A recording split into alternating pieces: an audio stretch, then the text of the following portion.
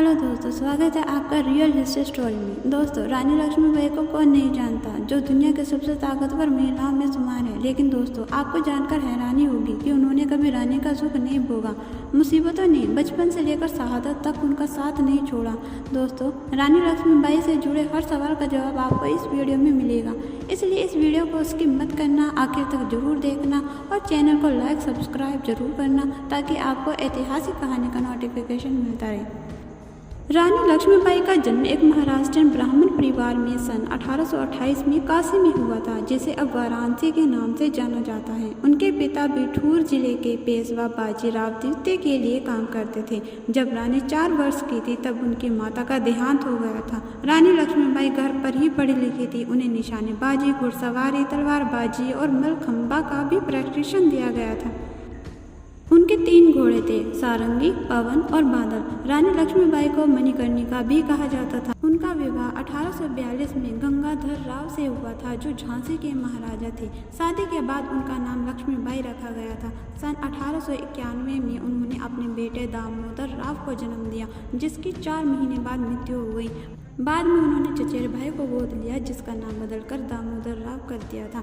इसके कुछ समय बाद गंगाधर राव के किसी कारणवश मृत्यु हो गई। उस समय रानी लक्ष्मीबाई 25 वर्ष की थी और उसके बाद वे झांसी की रानी बन गई।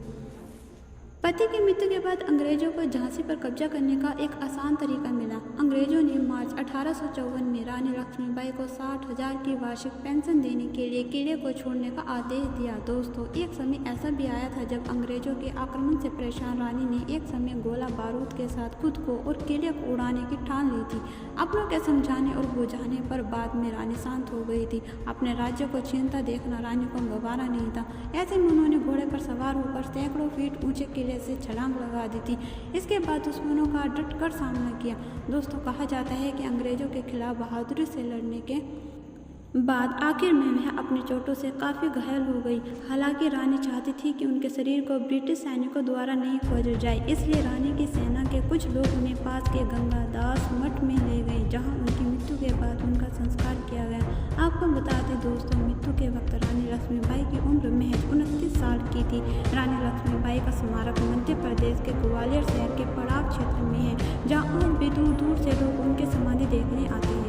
दोस्तों, अब आप सोच रहे होंगे कि बाद में उनके बेटे का क्या, तो हम आपको इस बारे में बताएंगे। दोस्तों, शहीद होने से पहले रानी लक्ष्मीबाई ने अपने दत्तक पुत्र को 60 ऐसे लोगों को सौंप दिया जिन पर वो पूरा भरोसा करती थी। युद्ध के बाद दामोदर राव अपने 60 विश्वस्तों के साथ तकरीबन 2 साल जंगलों में दूरदर्शन की तलाश में घूमते रहे, लेकिन अंग्रेजों के खौफ की वजह से उन्हें किसी ने खुलकर शरण नहीं दी। आखिरकार उनकी मुलाकात झालरापाटन के राजा प्रताप सिंह से हुई और उन्होंने दामोदर राव को शरण दी। यह दौर उनके लिए बहुत कष्टकारी रहा। इसके बाद झांसी राजघराने के पुराने वफादारों ने ब्रिटिश राजनीतिक अफसर फ्लिक से दामोदर राव के बारे में बात की, जिसके बाद उन्हें इंदौर भेजा गया। इसके बाद उन्हें अंग्रेजों की तरफ से 10,000 वार्षिक पेंशन, एक कश्मीरी टीचर और 7 अनुयायियों को साथ रखने की सुविधा प्रदान की गई। दामोदर राव ने इंदौर को अपना निवास स्थान बनाया। उनकी 2 शादियाँ हुई, जिसमें उनकी दूसरी पत्नी से बेटे लक्ष्मण राव का जन्म हुआ। इंदौर में ही साल 1906 में दामोदर राव का निधन हुआ।